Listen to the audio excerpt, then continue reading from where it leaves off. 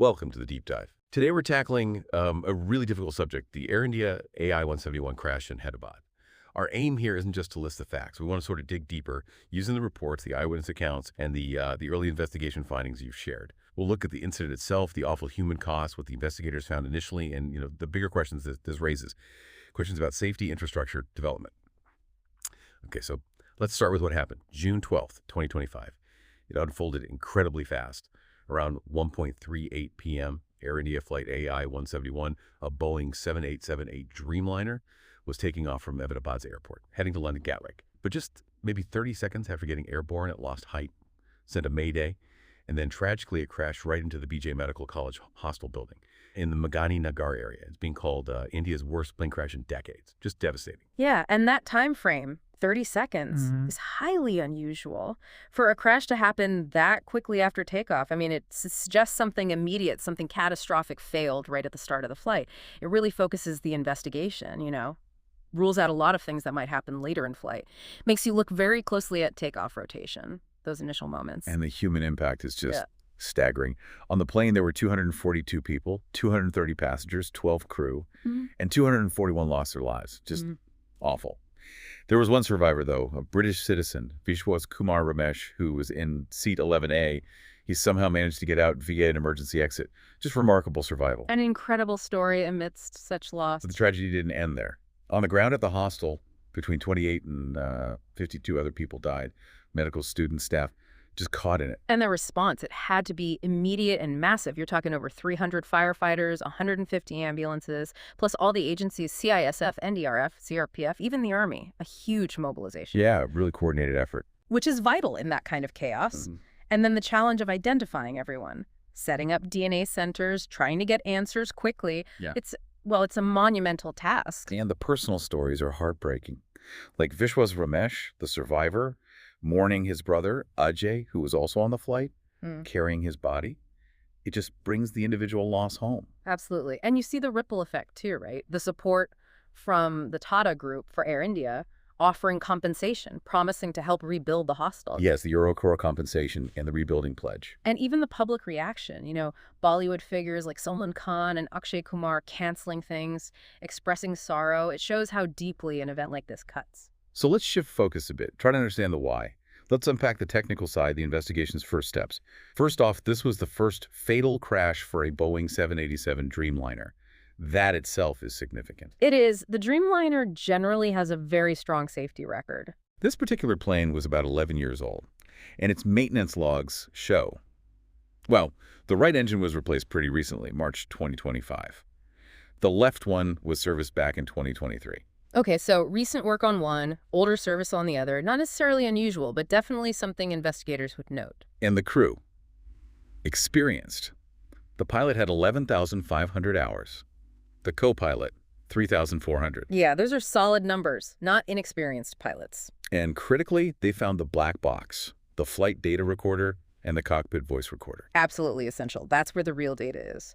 What the plane was doing, what was said in the cockpit, second by second. The investigation involves quite a few players. India's AAIB is leading it. Their Accident Investigation Bureau, yes. And they're working with the U.S., NTSB, the FAA, because it's a U.S. plane. Right.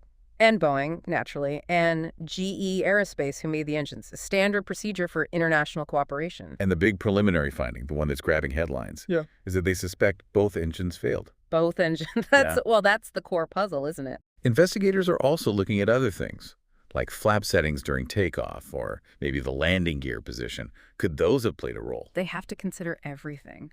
But a dual engine failure, especially so close to the ground, right after liftoff, that's extraordinarily rare on a modern twin-engine jet. It immediately makes you think about common factors. Was it fuel? Was it a catastrophic bird ingestion affecting both? Was it some kind of shared system failure? It's very unlikely to be two completely independent failures happening at the exact same second. So that points towards something systemic. Potentially, yes. Or a single external event with a massive impact. The black box data, especially the engine parameters and cockpit audio, will be absolutely vital to figuring that sequence out. Did they fail together sequentially? Why? Okay, so moving beyond the immediate crash site, what are the wider implications here?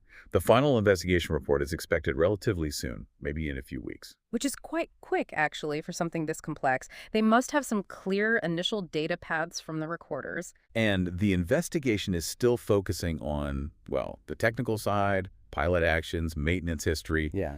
but also, significantly, the role of those buildings being so close to the airport.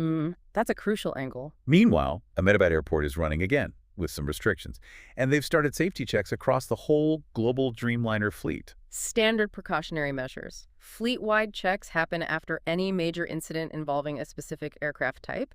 But if we step back, connect this to the bigger picture, this tragedy really throws two huge questions into sharp relief, particularly for India, but also globally. Okay, what are those? First, is the rapid pace of development, especially infrastructure building in countries like India, potentially coming at the cost of safety standards? You see incredible growth, new airports, new cities, but is the safety oversight, the regulation, the enforcement keeping up?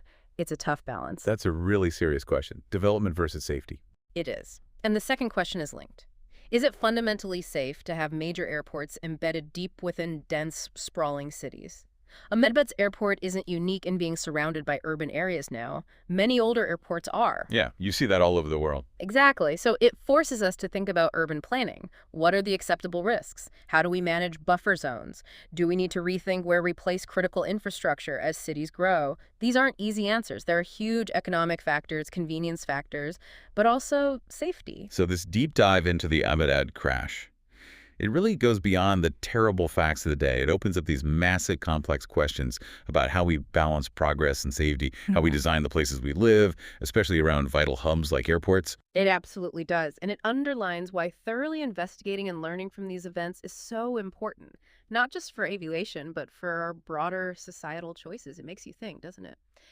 When you consider this push for growth against the need for safety or the challenge of planning cities around things like airports, what strikes you as the biggest challenge or maybe the most difficult trade-off we're grappling with? Something to really ponder